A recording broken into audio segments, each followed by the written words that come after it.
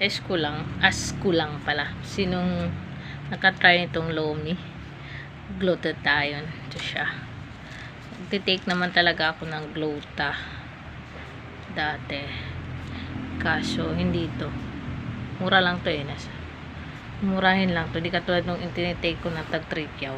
Ang isang ganito, isang bottle. Heck. Ito yung ano ko.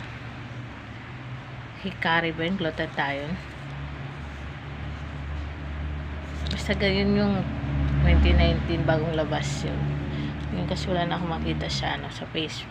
Meron naman sa Facebook kaso hindi ko alam kung ano ang fake pati ang original kaya natatakot ako. Take ako ng Glota ulit kasi nga sa Pecos ko is umala siya. Alala ko si dati yung hindi ko pa alam na may Pecos ako tapos yung menstruation ko is hindi siya normal, irregular talaga naman kasi nga may test ko hindi okay.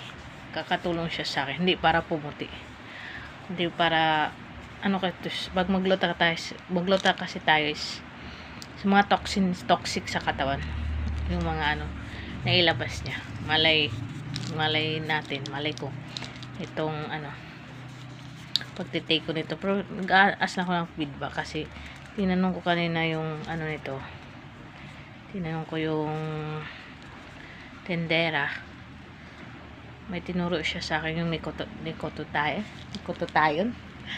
basta Nicothione ba yun na Glota kasi may yun na mas mabenta pero mas mahal siya kaunti, pero ito lang tinry ko. Pero kung okay naman siya, effective, bibili ulit ako, diba? Okay, yun lang.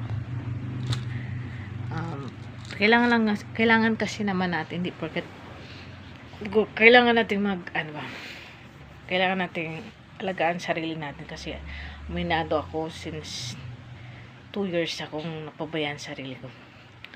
Simula nag-business ako ng grabe since 2020 to 2024. Dami kong stress. This time parang deserve ko naman siguro after all na magbalik kasi ang dami ng kakilala ko na nasanay siya magulat na, uy, ba't anyari sa'yo ganun?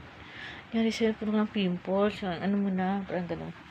Nasanay sila makita ako dati na hindi naman ko social, pero yung sa katawan, maarte sa katawan, hindi nagme-makeup, simple lang pero as in makinis. Yun ang tinatry ko. Yun lang. Buyers.